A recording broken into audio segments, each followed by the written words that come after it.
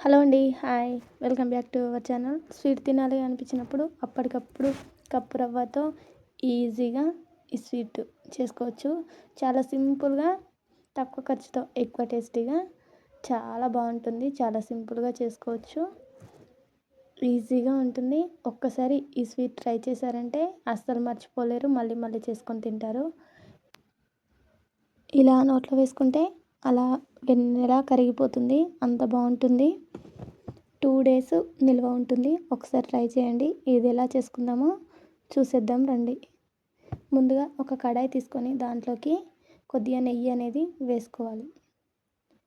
ఈ నెయ్యి హీట్ తర్వాత దీంట్లోకి కిస్మిస్, జీడిపప్పు ఇవి వేసుకొని ఇవి కొద్దిగా వేగనివ్వాలి. ఇవి ఇలా వేగిన తర్వాత దీంట్లోకి 1 కప్పు రవ్వ అనేది తీసుకోవాలి. దీంట్లోకి ఇలా రవ్వ వేసుకొని ఇలా మొత్తం కలిసేటట్లు బాగా కలుపుకోవాలి. ముందుగా చిన్న రిక్వెస్ట్ అండి, ఛానల్ ఎవరైనా ఫస్ట్ టైం చూస్తే సబ్స్క్రైబ్ చేసుకోండి. వీడియో నచ్చితే లైక్ చేయండి. ఎలా ఉందో కామెంట్ చేయండి. మీరు ఒకసారి ట్రై చేసి ఎలా వచ్చిందో కూడా కామెంట్లో చెప్పండి. ట్రై చేస్తే మేము ట్రై చేసామని. తర్వాత ఇలా వేయించుకోవాలి. ఇది కొంచెం కలర్ చేంజ్ అయిన తర్వాత ఇది ఒక ప్లేట్లోకి తీసి పక్కన పెట్టేసుకోవాలి. తర్వాత అదే కడాయి స్టవ్ పైన పెట్టుకొని దీంట్లోకి 1 టేబుల్ స్పూన్ నెయ్యి అనేది వేసుకోవాలి. ఈ నెయ్యి కొద్దిగా హీట్ అయిన తర్వాత 1 లేదా 2 ఇలాచీలు దీంట్లో వేసుకోవాలి. ఫ్లేవర్ కోసం ఇలాచీ వేసుకోవాలి, పౌడర్ ఏం అవసరం లేదండి. ఇలా వేసుకోవడం వల్ల నెయ్యికి ఈ ఫ్లేవర్ పట్టి టేస్ట్ బాగా వస్తుంది. తర్వాత మనం పక్కన పెట్టేసుకున్నాం కదా, ఈ రవ్వ అనేది దీంట్లోకి వేసుకొని ఇలా మొత్తం కలిసేటట్లు బాగా కలుపుకోవాలి.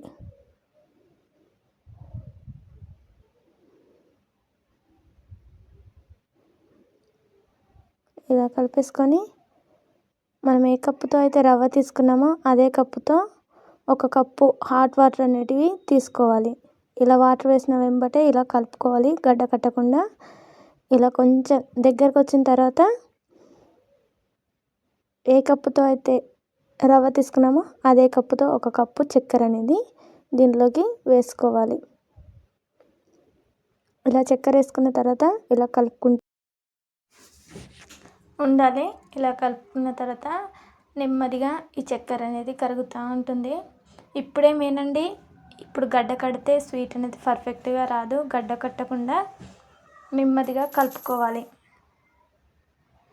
ఇలా బాగా కలుపుకున్న తర్వాత ఇది అనేది ఇలా లూజ్గా అయిపోతుంది. ఇలా అయిన తర్వాత ఇలా ఇది మొత్తం దగ్గరకు వచ్చేంత వరకు కలుపుతూనే ఉండాలి, చిక్కబడుతుంది. ఇలా దగ్గరకు వచ్చి ఇలా చిక్కబడుతుంది చూడండి. ఇలా గట్టిగా కొద్దిగా అయ్యేంత వరకు చూసుకోవాలి. అప్పుడు ఇలా ప్యాన్ నుండి ఇలా సపరేట్ అవుతుంది చూడండి. ఇలా వేస్తే చెంచాకు అంటుకోకుండా ఇలా జారిపోవాలి.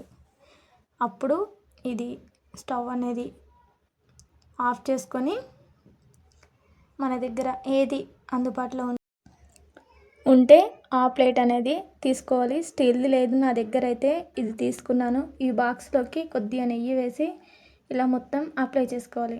తర్వాత ఈ మిశ్రమం అనేది ఇలా కొద్దిగా దీంట్లోకి ఇలా వేసుకోవాలి. ఇలా మొత్తంగా వేసుకొని దీన్ని అనేది ఇలా నీట్గా మొత్తం సర్దుకోవాలి. ఇదే స్పూన్తో ఇలా మొత్తం సాఫ్ట్గా వచ్చేటట్లు ఇలా సర్దేసుకోవాలి. ఇలా అనుకోవడం వల్ల ఎక్కడన్నా ఇలా పట్టకుండా ఉన్నా కానీ మొత్తం ఒకే లెవెల్లో వచ్చేస్తుంది. తర్వాత ఇది ఒక 20 నుంచి 30 minutes పక్కన పెట్టేసుకోవాలి. తర్వాత ఇది ఒక ప్లేట్లోకి ఇలా రివర్స్లో తీసుకొని ఈ బాక్స్ అనేది పక్కన పెట్టేసేయాలి. తర్వాత మనం ఏ షేప్లో అంటే ఆ షేప్లో కట్ చేసుకోవచ్చు. నేనైతే ముందుగా ఇలా స్లోగా పొడవుగా 2 భాగాలుగా కట్ చేసుకుంటున్నాను. మధ్యలోకి ఇలా 2 సార్లు కట్ చేసుకొని తర్వాత ఇలా సైడ్ తీసుకొని ఇలా ఒక చిన్న చిన్న పీసెస్ లాగా మళ్ళీ కట్ చేసుకుంటున్నాను. ఇలా స్లోగా కట్ చేసుకోవాలి. చాలా పర్ఫెక్ట్గా వస్తాయి. చూడండి, నేను ఇక్కడ వీడియోలో చూపిస్తాను. ఇలా కట్ చేసుకొని ఈ స్వీట్ దేవునికి ప్రసాదంగా కూడా పెట్టుకోవచ్చు. చాలా సాఫ్ట్గా వచ్చినాయి. చూడండి, ఒక్క ముక్క చూస్తే ఈజీగా అర్థమైపోతుంది కదా ఎంత సాఫ్ట్గా ఉన్నాయో. ఒకసారి మీరు కూడా ట్రై చేయండి. అందరికీ తప్పకుండా నచ్చుతుంది. 2 డేస్ వరకు అసలు ఖరాబ్ అనేదే కాదు. చాలా బాగుంటుంది. పిల్లల నుంచి పెద్దవాళ్ళ వరకు ఎవరైనా ఇష్టంగా తింటారు.